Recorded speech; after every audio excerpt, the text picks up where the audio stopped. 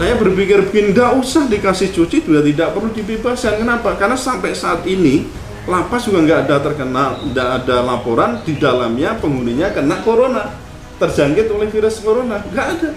Dibebaskan kok enak banget gitu loh. Ini sudah dibutuhkan apa? Saya katakan ini untuk memberantas korupsi itu dibutuhkan polisi yang keren. Lalu jaksa ya, jadi bersih itu. Keren-kerennya itu karena bersih. Jadi bisa galak karena bersih.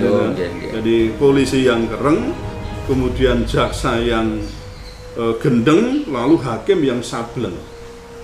Itu baru bisa kita memberantas korupsi di Indonesia ini. Masalah bangsa ini adalah koruptor. Catat itu. Pertama ya, EKTP, sumber waras, reklamasi, BLBI, Meikarta, Asabri, Jiwasraya, wes wokeh. Dan itu poin pertama. Poin kedua,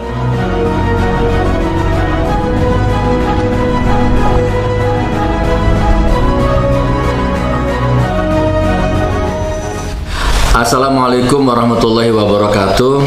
Waalaikumsalam. Alhamdulillah, bersyukur kepada Allah. Allahumma sholli ala Muhammad, bersolawat kepada Nabi. Jamaah umat dimanapun berada, Indonesia dan mancanegara.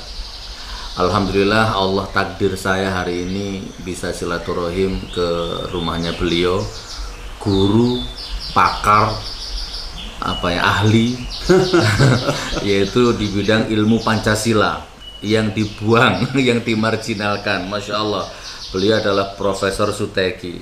Masya Allah, pasti nggak asing antum ya, pernah lihat di ELC atau dan lain sebagainya. Jadi aku sekarang di kediaman beliau di Semarang. Kan rugi kalau ketemu orang hebat seperti beliau nggak dimanfaatkan, kan rugi ya. Masya Allah. Jadi ayo kita simak ilmu dari beliau. Kita akan bahas beberapa isu yang agak krusial ya beberapa minggu ini. Contoh, rakyat tidak boleh keluar tapi nggak dikasih makan di warung diuprak-uprak, gelar mantenan diuprak-uprak gitu kan, pokoknya tidak boleh ngapa-ngapain. Sholat di masjid juga dalam tanda petik dilarang-larang, mau macam-macam. Sementara di sisi lain tenaga kerja asing masih boleh masuk. Nah coba, di sisi yang lain malah 30.000 napi dibebaskan. Rakyat ditahan nggak boleh keluar, napi dikeluarkan. Ini logika aku nggak nyantol. Dukel logikanya profesor itu gimana nanti itu gimana? Dan luar biasanya salah satu kriteria yang mau dibebaskan itu di samping narkotika atau apalah ya, kriminal itu ternyata koruptor. Nah ini yang logikaku mandek. Ya aku yang bodoh atau rezim yang terlalu pintar, aku nggak ngerti ya. Jadi dan itu pun harusnya kalau mau dibebaskan ya Abu Bakar Bashir itu kan, nggak ada ulama-ulama aktivis yang bebas, koruptor. Padahal koruptor itu musuh dasar bangsa ini kan gitu.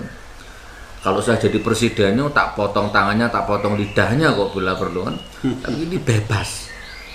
Nah ini luar biasa. Saudaraku, kita hidup di zaman yang seperti ini. Oke, kita dengarkan dari ahlinya lah ya. Prof, pripun menurut jenengan ini, Prof? Monggo, Prof. Baik, Assalamualaikum warahmatullahi wabarakatuh. Terima kasih Gus atas rawuhnya di gubuk saya ini. Semoga barokah. Amin. Terkait dengan proposal ya, saya katakan proposal untuk pembebasan narapidana. Baik itu narapidana yang umum maupun juga apalagi narapidana korupsi ya, koruptor atau juga di bidang narkoba. Nah itu saya katakan ya di statement saya itu, apakah ini bisa dikatakan proposal yang gendeng gitu ya. Kenapa saya katakan proposal yang gendeng? Karena kita tahu sendiri untuk kedua kejahatan di bidang korupsi dengan narkotika ini kan bisa kita sepakati ya, meskipun dari sisi hukum nasional tidak ada yang menetapkan sebagai extraordinary crime, tapi secara konvensi kita sudah menganggapnya itu sebagai kejahatan yang sifatnya extraordinary. Nah, karena sebagai kejahatan yang extraordinary, maka banyak sudah tindakan-tindakan kita untuk pemberantasan korupsi yang di Indonesia ini yang bisa dikatakan sebagai biang kerok ya dari keseluruhan masalah itu sebenarnya dari sana, bukan soal radikalisme, bukan soal yang lain, apalagi persoalan khilafah dan seterusnya, itu bukan itu, tapi persoalan corruption ini yang kemudian menggerogoti seluruh sendi-sendi kehidupan kita. Ini sudah dibutuhkan apa? Saya katakan ini untuk memberantas korupsi itu dibutuhkan polisi yang keren, lalu jaksa ya, yang jadi bersih itu, keren-kerennya itu karena bersih, jadi bisa galak karena bersih. Jadi polisi yang keren, kemudian jaksa yang gendeng, lalu hakim yang sableng. Itu baru bisa kita memberantas korupsi di Indonesia ini. Nah, ini sudah diupayakan. Waktu itu ada undang-undang KPK, ya kan, sudah kan, tentang undang-undang Tipikor sudah ada semuanya. Itu dalam rangka apa? Untuk membereskan Indonesia dari persoalan mendasar, terutama mengenai korupsi. Nah, ini sudah ditangkap, sudah diproses, ditangkap, ditaruh di lapas. Lah kok kemudian karena masalah corona ya, pandemi corona itu kemudian ada proposal untuk membebaskan khususnya para koruptor ini. Ini nalarnya dari mana? Ini negara kita itu negara hukum apa negara apa? Berarti tidak bernalar, Bro. Menurut saya nalar hukumnya tidak ketemu. Meskipun kalau kita mau pakai misalnya mengubah peraturan ya mengenai lapas, mengenai bagaimana pembebasan napi, itu bisa saja, tapi kan nggak bisa kita itu berhukum hanya karena persoalan ini kemudian. Dan saya katakan ini tidak ada hubungan langsung antara misalnya membebaskan koruptor dengan alasan pandemi corona. Nah, seperti Najwa itu saya lihat juga itu dia lapas yang dihuni oleh koruptor itu tidak seperti lapas maling ayam, pencuri apa itu tidak. Ya, mereka sudah beda itu loh ya. Nanti bisa dibuktikan lah di Sukamiskin atau apa. Jadi nggak ada, misalnya mau kita distancing aja bisa, mau physical distancing atau mau social distancing bisa. Nah, saya mikir begini loh, kok dibebaskan kok enak banget gitu loh, dengan karakter kejahatannya dan kemudian dampak yang ditimbulkan semacam itu. Saya malah berpikir kenapa enggak kalau memang tujuannya karena terkait dengan virus corona itu, ya sudah dikasih cuti aja, saya bilang gitu. Cuti, atau mungkin kalau takut ini karena over capacity karena lapas kita itu ada over capacity. Dari mestinya hanya 100% bisa 200 sampai 300% penghuninya. Nah, kalau begitu memang kita harus siap untuk social distancingnya apa? Misalnya dikasih cuti, tapi tidak dibebaskan. Nah, atau saya berpikir begini, tidak usah dikasih cuti, juga tidak perlu dibebaskan. Kenapa? Karena sampai saat ini lapas juga nggak ada laporan di dalamnya penghuninya kena corona, terjangkit oleh virus corona, nggak ada. Dan berapa sebenarnya lapas ini malah justru tempat lockdown, tempat untuk digembok. Nah, nggak perlu ada penghuni yang baru, kan? Tapi juga nggak perlu ada yang, maksudnya kecuali kalau bebas betul ya, maksudnya sudah ada masanya bebas itu oke. Tapi kita bisa justru melockdown lapas ini untuk tidak terkontaminasi dengan dunia luar, malah hebat di situ. Itu nalar berpikir saya begitu. Jadi dari sisi hukum menurut saya katakan, nah terus ini penalaran hukumnya bagaimana kok? Karena alasan COVID ini kemudian mau membebaskan, ada proposal pembebasan untuk koruptor dan narapidana untuk narkotika.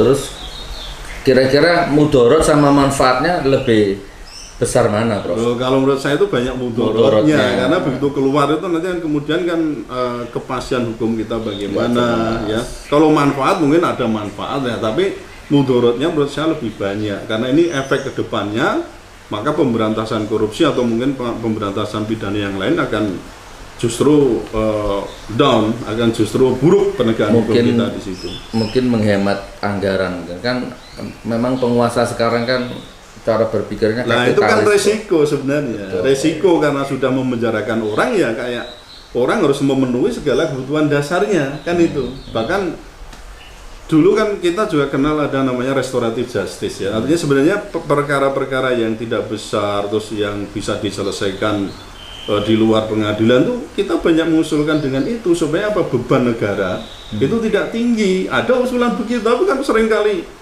pokoknya melebu ya. Kalau sudah asal masuk semua di penjara, ini akibatnya sudah over capacity, kemudian pemerintah merasa berat karena ada laporan ya. Jadi satu bulan itu bisa menghabiskan berapa ya 1, sekian 1,7 atau 1, berapa 1,9 atau berapa satu bulannya itu triliun ya itu. Nah, itu kan berat sekali itu untuk seluruh Indonesia. Ya kembali ke persoalan tadi, menurut saya proposal ini tidak tepat ya, tidak sesuai dengan prinsip kita sebagai negara hukum. Berarti blunder lagi itu jadinya. Ya gitu saudaraku ya. Berarti sama dengan pikiran saya. Bagaimana dengan Anda kira-kira? Tapi memang kita hidup di zaman ini. Jadi ya sabarlah saudaraku ya. Memang ini juga pekerjaan buzzer ya. Buzzer tuh luar biasa. Pembohong, penipu, munafik, ya kan, pendusta itu sama buzzer bisa dipoles jadi alim, jujur, ya kan, bisa jadi nabi, bisa disembah sama orang. Karena kesaktian buzzer itu begitu. Nah ini, aduh iya Prof, kehabisan kata-kata saya Prof, memang nggak bisa ngerasa kayak gitu. Itu sudah bebas apa belum? Sudah direalisasi atau belum? Belum ya. Karena untuk merealisasikan itu harus ada perubahan peraturan yang mendukung, tidak bisa langsung dikeluarkan begitu. Makanya saya katakan masih proposal untuk yang napi koruptor dan atau narkoba ini. Saya jadi ingat, saya pernah baca artikel tuh, kalau nggak Belgia, Swedia. Di sana penjara kosong. Belanda ya? Ya, Belanda. Di sana penjaranya kosong, polisinya nganggur, jaksanya nganggur, hakimnya nganggur. Nggak ada kerjaan karena nggak ada kasus, karena nggak ada kriminal, karena rakyatnya makmur. Nah, kasusnya sebenarnya ada, Gus. Cuma diselesaikan di luar itu. Jadi polisi itu berhak untuk menyelesaikan perkara-perkara itu dengan laporan ke jaksa, tetap ada. Tapi sebagian sudah selesai di luar. Dan penjaranya dijadikan ini Prof, dijadikan apa namanya ya, kayak wisata gitu.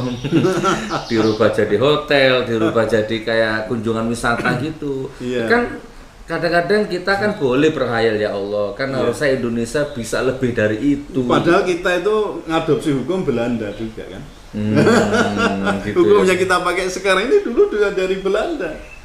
Waktu masih kita dijajah itu kita pakai asas konkordansi. Setelah merdeka kita masih pakai KUHP Belanda, Kitab Undang-Undang Hukum Perdata Belanda, masih sampai sekarang kita pakai. Tapi mereka sudah berubah banyak sekali, kita masih jalan di tempat.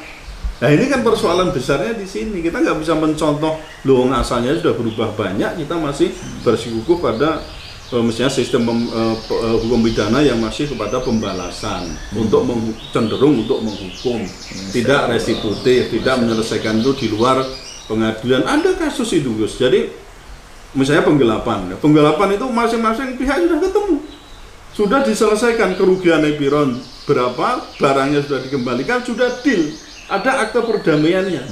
Tapi namanya negara tetap akan memproses. Nah ini kan apa maksudnya ini? Ini kejadian real ini. Saya memberikan contoh ada itu. Jadi ini kan berarti apa Kak? Misi negara itu sebenarnya untuk apa? Karena menurut saya misi negara itu adalah untuk ya menyelesaikan masalah, bukan hanya memutus perkara. Tapi selesainya bagaimana? Tidak harus berakhir pada penjara, itu maksud saya. Nah itu kan makanya kayak Belanda sudah mengurangi itu karena memang di samping beban negara untuk mengopeni para napi juga besar. Kenapa nggak bisa diselesaikan secara luar? Nah di luar itu. Nah sebenarnya Islam itu memberikan untuk hukum pidana kan bukan main, ada kisos, ada diyat. Nah banyak itu sangat progresif kalau menurut saya. Untuk apa negara itu memelihara dan gampang itu ngopeni napi sekian ratus ribu orang? Kenapa kalau kita hukum Islam sederhana?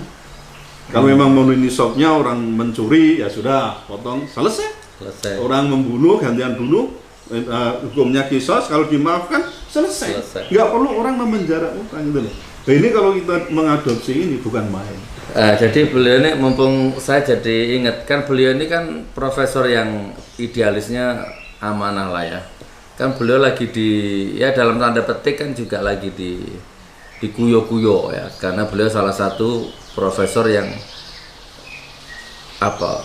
ilmu Islamnya itu dipertahankan. Kan beliau guru guru Pancasila berapa tahun, Prof? 24 tahun. 24 tahun ngajar ilmu Pancasila. Ya, tapi rezim ini begitu mudahnya ilmu 20 tahun hanya dibalik dengan satu wallahualam apa itu artinya, tiba-tiba beliau seperti nggak ada apa-apanya gitu loh. Ya, ditukar dengan anak-anak kemarin sore yang Pancasila aja nggak hafal. Jadi memang negeri ini lebih memuliakan ya pembohong, penipu, munafik, penjilat itu malah dapat panggung. Tapi kalau orang jujur, orang baik, orang yang nggak neko-neko itu malah dibuang-buang, difitnah-fitnah seperti beliau ini, masya Allah. Ya beliau kan orang yang tegak khilafahnya. Nanti kalau ngomong khilafah dituduh radikal, dituduh HTI. Padahal kan nggak ada hubungannya sama HTI, Prof. Nggak ada. Nggak ada. Nah, beliau kan dituduh radikal apa macam-macam. Masya Allah, luar biasa beliau ini ya. Ya, jadi oke, saya mau pengingat 1 menit terakhir, saudaraku rakyat semua ya. Ini inti dasarnya biar nggak melebar kemana-mana. Masalah bangsa ini adalah koruptor. Catat itu. Pertama ya. EKTP, sumber waras, reklamasi, BLBI, Meikarta, Asabri, Jiwasraya, wes wokeh, dan itu poin pertama. Poin kedua, yang korupsi itu tidak ada satupun orang Arab. Catat itu. Ini kalau kita mau ngomong sentimen ras atau apalah, kan nggak ada orang Arab. Tapi betapa luar biasanya buzzer itu bisa menggiring opini, Arab aja yang digiring. Khilafah aja yang difitnah, kadal gurun coba, padahal kadal gurunnya itu ya Edi Tansil, yang terbaru kemarin ya Honggo itu, ya kan nggak ada orang Arab korupsi di Indonesia, itu nggak ada. Itu sumber masalah Indonesia, koruptor, pembohong, janji nggak ditepati, penjilat, kan itu. Nah tapi mereka dengan buzzernya membalik seolah-olah khilafah, radikal, nikob, cadar, celana cingkrang, masjid, apalagi majelis taklim, pesantren, itu yang digoreng sampai gosong. Padahal sumber masalah bukan itu. Ya, infrastruktur yang mangkrak, utang yang menumpuk yang tidak bisa bayar, ketimpangan sosial, akhirnya rakyat dipalak, dicekik, dihisap darahnya, untuk nutupi hutangnya. Itu masalahnya, bukan khilafah, nggak ada hubungannya sama khilafah. Pancasila selesai, khatam orang Indonesia. Hukum Islam selesai, khatam. Toleransi selesai. Ya baru sekarang ini ada orang nuduh orang anti Pancasila, anti NKRI, seolah-olah dia saja yang NKRI. Masya Allah. Makanya ke depan semakin mengerikan. Ya udahlah, sabarlah. Kalau tidak bisa membuat Bahtera Nuh, minimal sekarang ayo kita buat sekoci kecil di dalam rumah tangga kita, sehingga begitu azab turun, bencana turun, kita dijaga sama Allah, kita diselamatkan sama Allah. Gitu ya Prof ya. Berarti intinya nalarnya nggak masuk ya Prof ya. Nggak masuk. Rakyat di lockdown, nggak boleh kemana-mana, napi malah dibebaskan. Itu koruptor lagi. Lagi-lagi blunder, lagi-lagi menantang kodrat, lagi-lagi menantang sunatullah, dan lagi-lagi membuat angin laut semuanya marah, gerah melihat situasi negeri ini, termasuk Allah dan para malaikatnya, mungkin begitu kurang lebihnya. Mudah-mudahan manfaat. Barakallah. Saya akhiri, wabillahi taufiq wal hidayah. Wassalamualaikum warahmatullahi wabarakatuh. Waalaikumsalam warahmatullahi wabarakatuh.